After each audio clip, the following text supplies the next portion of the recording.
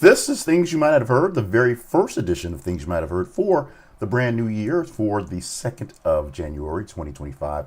Just had a long night going into New Year's Eve and New Year's Day.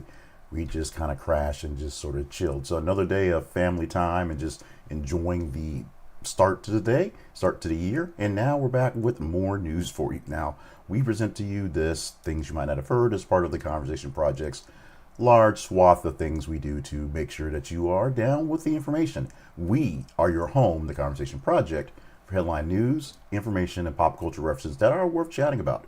And we have 8 of them on the docket for you today as normal for a Friday.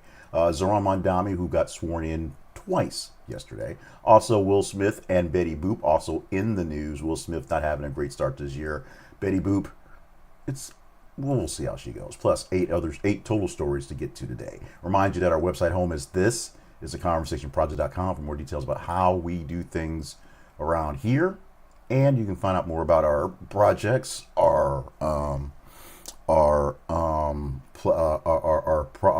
sponsors, our partnerships things, and of course we'll talk about one sponsor in a bit, that being Ground News, by going to the website thisisconversationproject.com. We have a whole swath of stories, most of them not so great, unfortunately, to start the year off. So let's get into them right now. Oh, that teaser graphic, you're gonna love that. For Blazing Saddles, it's back officially, more or less. Let's get into the headlines for today, starting off with this one. Most of the early morning newscasts going off right now. We do this, it's live at 5:30. It's 5:35 a.m. Central Time right now. Our opening with the deadly New Year's Eve fire at the Swiss Alpine bar that left dozens killed and more than 100 injured. Right now, the tolls and numbers are kind of all over the place. But the New Year's Eve fire that tore through the crowded Alpine bar in Switzerland killed dozens and injured more than 100 people as celebrations were underway for New Year's Eve. Local officials said the fire spread rapidly through enclosed spaces, overwhelming the patrons before they could evacuate and get out of the very tiny building. Emergency responders faced challenges linked to the terrain, very wintry conditions, very small area that they're working with in the club, and the volume of casualties arriving all at once. The many number of people who were injured in the fire was immense. Investigators are examining crowd density, also interior materials. They brought up the Rhode Island incident where the ceiling ignited and no one could get out fast from there, and of course whether pyrotechnics and electrical faults contribute to the blaze, i.e. the rumors of champagne bottles with sparklers in them being raised to the ceiling and setting the ceiling on fire. Scale of injuries has triggered a multi-hospital response in the area, raising questions about holiday safety planning for the seasonal venues as they are. It's going to be lots of coverage for this one for the next couple of days as we get some issues on fire codes, matching the risks and the minimum people packed in for New Year's Eve events. These are one of the things that make people kind of leery of New Year's Eve events as they are. So we're going to see how this one plays out going forward in the next couple of weeks as we get some more answers to this one. The answer to the question, how was day one for Zohran Mamdani? Still kind of up in the air. We'll see what happens because it takes a few days for things to go down, but a few executive orders signed on the day to work towards making things more affordable for New Yorkers, New York Cityers to be specific, but he was sworn in basically twice to begin his push for his progressive agenda. Right after midnight, they went to City Hall, and this is a picture you're seeing right here if you're watching the video, immediately basically going into work mode to say he is in charge after thanking Mayor Adams for doing what he did, because that's what you do. He went on to start working on focusing on housing and transit and cost of living relief for New York City dwellers. Now, the early messages, he's emphasizing rent stabilization, expanded public services, and rebalancing the city's priorities towards working class residents. The transition is a sharp ideological turn from City Hall of the past, setting up the friction that business groups are already lining up and the power brokers that are in the upstate in Albany who basically think they run the state. We'll see what happens when the largest city in the world, the most important city in the world, actually starts to play around with how the numbers work. It's a strategy that's going to be interesting because in his inauguration address he gave to the public, where people like AOC and Bernie Sanders were there, he made sure to say he ran for mayor as a democratic socialist, and he will do that. He will be that person. He's not going to change. In fact, they're going to try very hard to do what they can to maintain what they're doing. We're going to see. First few weeks will be judged with less on the legislation that he's going to put on and more on the people he puts in charge, the appointments that are put out there, how he signals how he's going to play with his budget, and the coalition management that he has with people who are already in power versus people he's put in charge to make sure things run. We'll see how long he goes, as many people are doing, the analysts so far are saying, if you can't keep the trash pickup going fine, no one cares about anything else he's going to say. We shall see how that plays out as well. The Trump administration is ending its federal lease for Washington, D.C. municipal golf courses. This is a story that we've been popping in here or there, because he's popping up in places, and we're putting in here now because the engagement has grown, let's say. But this is interesting for a person who plays a lot of golf and plays a lot of golf around D.C. whenever he gets a chance to.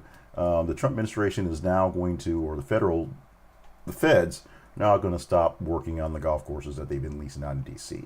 The federal lease for the Washington, D.C.'s municipal golf courses ending a long city arrangement that they've had for going forward.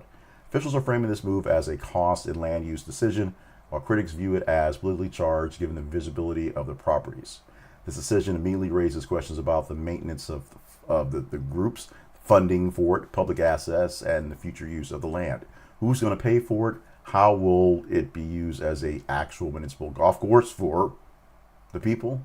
And will it basically get plowed up? Here in Little Rock, we have a similar thing where our city golf course here in Little Rock is surrounding the War Memorial Stadium, and it gets used a lot for parking because it's open grass field for large events going forward. Even though we have less large events here, they essentially torn down most of the golf courses, mostly walking trails, and essentially parking spots and park land become going forward because the maintenance of the golf course, when there are other private golf courses that are people pay a bit more money to maintain, it's there. Plus, they think that adding in a Top Golf sort of makes up the get difference where people just go, they just want to have beers and hit balls into the range. It's one there. We will see how this works for local leaders who live off this golf course. The lease termination forces D.C. officials to respond quickly and avoid service disruption and public backlash for the actual municipals, the people who use this course. And as we said earlier in our tease, Big Willie not off to a great start for 2026, as Will Smith is facing a lawsuit from a tour violinist who alleges retaliation and sexual harassment from the actor, artist, singer, all-around big guy. Will Smith is facing this lawsuit. Former tour violinist alleges that there's a retaliation and sexual harassment during a professional engagement that he performed for him. He's and hims and all these and theirs and whatever's. The complaint outlines claims of inappropriate conduct followed by professional consequences after objections were raised. Some of this stuff has not been quite released, but yeah, there's a lawsuit. Smith's representatives have denied wrongdoing, sorting it all as a dispute likely to play in court filings rather than public statements. They don't want to talk about it. They want to just make sure this is done as quickly, as quietly as possible, hopefully with as little money as possible. The case adds to the ongoing scrutiny of celebrity workplace dynamics, not just personal behavior. We do a lot of talk about celebrities that are acting badly, being poor in their ability to be humans. But this is more or less supposed to be played off as just workplace issues, and that's the way Will Smith is trying to do his best to do this one.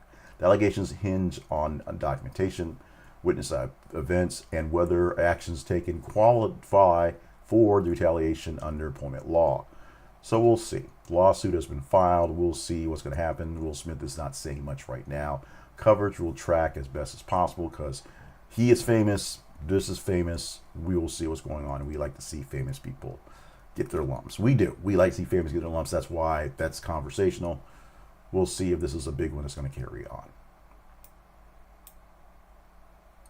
Let's talk about us. Literally us. What we need to do together to grow. What we're doing here together. So it's very simple. We are asking you to like the video you're watching here and like the videos we produce all over the place, plus maybe our newsletter and some other stuff like there. Share with like-minded people, like-minded mean people that would like to get into this type of news and commentary, whether it's because they enjoy it or they don't enjoy it. Because here's the magic part of this one. The algorithm doesn't so much care about whether you actually enjoy it. They look for engagement. So if you hate me so much that you have to respond, keep on doing it. If you love me so much that you want to respond, please do it. Like this, and the algorithms will see that it's good work. Like it, and I will see that it's good work, or it's work that's getting responses, and we will do more of it. Share it with like-minded people. Hopefully they will join in on the gang, on the fun, and subscribe. The biggest thing you need to do is subscribe. Be a part of the News Nerd Nation so you get this directly into your feeds every single day, whether you're watching it live with us as we do this produces live on the weekday mornings, or just watching a hot take whenever we get a chance to cut those, because it's been trying to figure out our upcoming schedule for the year has been a bit of an annoyance, for lack of better terms.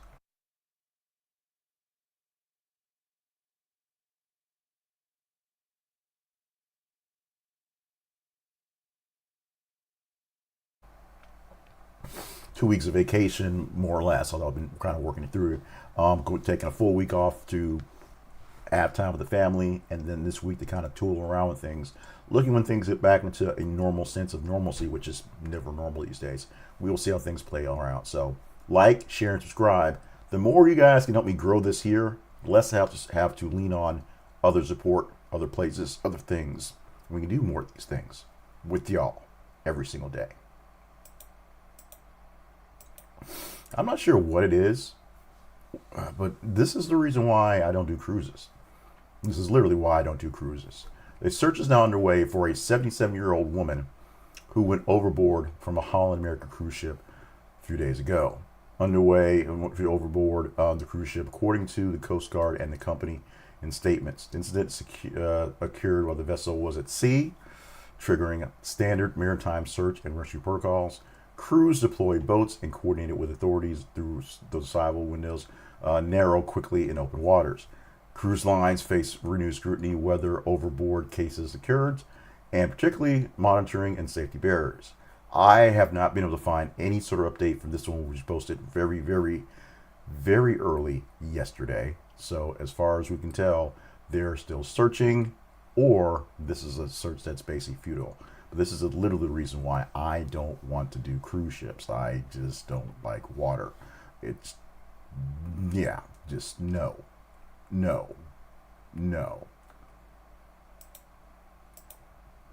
College football championships happening this week, Wednesday for New Year's Eve, and 3 games yesterday for New Year's. How did they turn out? Well, number one, Indiana beat the hell out of Alabama, which is proven that after Saban, things are much different. 38-3 in that game. For the Miami and Ohio State game, Miami was able to Miami was able to upset the big guys in Ohio State with a 24-14 win over that one.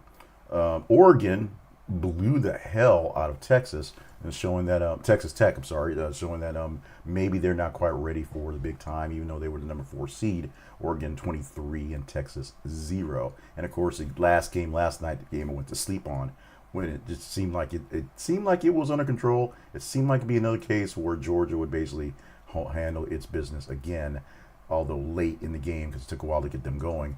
Ole Miss got the win, upsetting the number 3 Georgia Bulldogs 39-34 yesterday.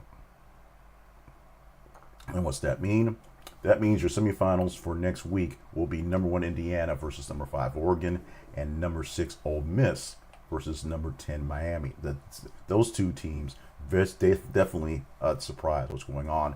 Oregon, not so much, but we're going to see what happens as the 2 lower power teams will take a chance to go against one of these higher power teams in the championship game coming up in a few weeks. It's going to be an interesting game coming up. There are very interesting games this weekend. Of course, we have great NFL football where everything's on the line this weekend. So if you're a football fan, this has been a great week for you going forward, plus some more bowl games that happen throughout the week. But that bowls that don't count, but they are, your team gets a chance to get some extra money, get some extra shine going forward. It is time to give up. It's just time to give up. Now, what you're giving up is interesting. Because as of yesterday, Betty Boop, the original Betty Boop from the very first animated series. Blondie, the first 4 Nancy Drew books are all going to public domain as of now. Iconic characters such as these and a few others out there. So go check out a list online to see what's exactly going through there. But Betty Boop, Bloody Mess can now be done. However, this is not the Betty Boop that's the fully formed and the more, let's say, proportioned character that we see right now. That is still owned by the Max Fleischer family. This one is this one you see right here, the original Betty Boop from the original 1930s short that was about 6 minutes. So you want to use her to go murder folks because that's what they did with Pooh, that's what they did with Popeye. Then you got that. So make sure you understand your actual IP when you go through for what's going on, because the originals are essentially what was originally released at this point. So if you want to use the Nancy Drew stuff from the first 4 books, that's fine. So some of the books that were published in the 70s and 80s or so, those are different going forward, and obviously some of the newer things that are published right now. Also, some music out there that's in public domain that you now use for free. But please make sure you understand the actual IP involved, what actual how is actually correspondence, no variations, things like that to keep yourself out of trouble. As a person who deals with this literally every single day with this stuff here, and I'm always kind of worried about these pictures here because sometimes, you pull them off the internet and it may be the copyrighted image and you don't know that. You see how these things play out. But we're not done yet. This isn't copyright, but this is a right, you should say. Now, every so often, on like AMC or some random channel, Blazing Saddles will pop up. And when I see it, I basically DVR it so I can watch it later because it's usually on at some random time and in the middle of the movie. Now, you don't have to worry about that anymore because HBO Max will stream it for you, or you can stream it from them, starting at this moment right now. Blazing Saddles, the classic comedy that everyone keeps asking why they can't redo it when they know the answer to why they can't redo it, because everybody's dead, is coming to your streaming box via HBO Max now. It brings renewed visibility to a long film debated for its satire, its language, and its cultural context. This is a movie that's actually more important to the zeitgeist of the time and the times than you might think, but sort of just like people, it's in the I'm just asking questions type of range. People just want to sort of, use this as a cudgel just to get on people's nerves. It's a funny movie. It's a hilarious movie. And if you really get into it, understand what's going on, you get that. And now you can do that whenever you feel like it, not just whenever AMC decides to play it at 2:30 in the morning, because the streaming availability is going to bring it to new audiences without the gatekeeping of theatrical releases or any cable schedules. And the platform is pulling on nostalgia. These platforms, these streamers have to pull all the stops to get everybody watching what they can. We saw over the weekend where Netflix, while they were pushing a lot of new stuff with their WWE content and pulling in some Stranger Things stuff as well, using this time to blast all the old library stuff, the old inventory they had of what they call now PLEs, premium live events, that all of a sudden showed up Saturday night to see what's going on. So there's that. So having a chance to watch what you want when you watch it is what these streamers really need to do to make their actual money. In this case, bringing in something like Blazing Saddles, a movie that many people of my age love because it's one of those things that will just seem like it was just so taboo, but we loved it. Many people of the generation who made it love because of what it was. And just it's a standard Mel Brooks comedy, and it showed the, let's just say, signs of the times. So if you haven't seen it yet, HBO Max is now your place to get a hold of Blazing Saddles. Get a hold of the news, the best news, the news the way you want it, by checking out Ground News. And check it out by using our affiliate link at this is theconversationproject.com/ground news.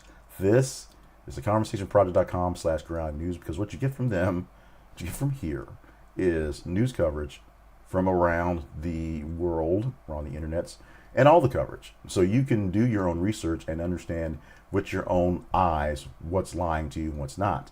You read the stories based off the background of whatever sources you see, and they give you, Ground News gives you, background on the sources that you see. Who's behind the actual working things? How are they getting their funding? Who's behind the podcast you listen to? How are they getting their funding?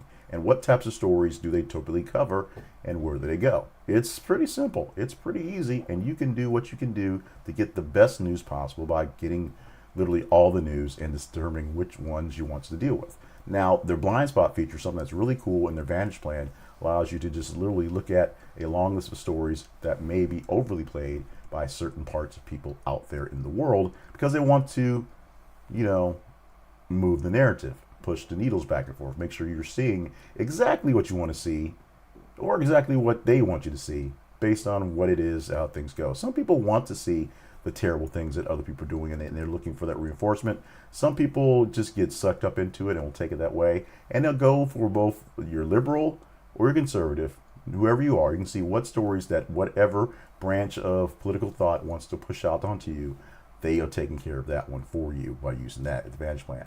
With our affiliate link, you can get 40% off the Vantage plan, which gives you the blind spot feature, and there's other plans that gives you your news better coverage for less than $1 a month. So check it out at this. It's theconversationproject.com/ground news. This is theconversationproject.com/ground news. Get a deal, get a great deal, and we get a great deal because we get a small commission for you signing up with these folks. The Conversation Project lives online at this. It's theconversationproject.com, our online home. Our online email home is theconversationinbox@gmail.com. Email us anytime you feel, and we'll chit-chat on whatever you want to chit-chat on. If you follow us on our feeds, that is Facebook and X, you will see that we post new stories. It's been a little kind of crazy and not exactly as scheduled because we've been on 2 days of little vacation. But every hour or so, every 50 minutes or so, we're posting new stories that we are looking at to maybe do something with. You can help us know what to do with them, like ignore them or pump them by just engaging in them as you see them on the feeds on Facebook and X. We have survived the week somehow, and the first couple of days of the new year. The first full week will be something very interesting because people are still sort of on their Christmas bubble highs and a little bit of kind of the juice that is New Year's Eve. But so we'll see how the first full week of work goes and how Mr. Mamdani will deal with that one going forward. And of course, Mr. Trump, who went off on a flood of tweets and grievances on New Year's Day for everybody. That's not breaking news, so you can go get that. So that's that. But that'll make it through. But we're done for this week. Let me know what we can do better via email, via comments, what's going forward, and just be good to yourselves. 2025. Oh, I didn't change the date. Sorry about that. 2025 was a year that a lot of us literally just survived. So this year we've got to do better. This year I plan on doing better. This year we want to blow up. I mean, and what was amazing is for the past year, I've had amazing gains, amazing growth, amazing things that happened that, when I wasn't paying attention, all of a sudden, wow, I hit some numbers. They just weren't the milestone numbers that I put on the board because I put numbers up that were really, really high, but they were there. So this is a year where we're looking past, can we survive another year? Can we keep this thing going? Whatever. We want really big things to happen. So we're going to talk about those throughout the days soon on how you can help us out going forward and how we can go forward with those things. And yeah, I'll change that to 2026 as soon as I get off the air so they'll be ready for Monday. Love you, mean it. Be ready for Monday. Be ready for some hot takes for the weekend because we've got some things we're going to work on for the weekend to do some last minute gelling and stuff. And then come Monday, hopefully we'll be back in some real semblance of order and from the chaos and have things in order. I apologize if something did not work out for you this week. I'm not apologizing to you for last week. Last week was meant for time with the family, and they got that. Going forward, we got a lot to do, so let's get at it. Love you, mean it. We'll see you in this form Monday morning and in hot take form and some other video pieces throughout the weekend.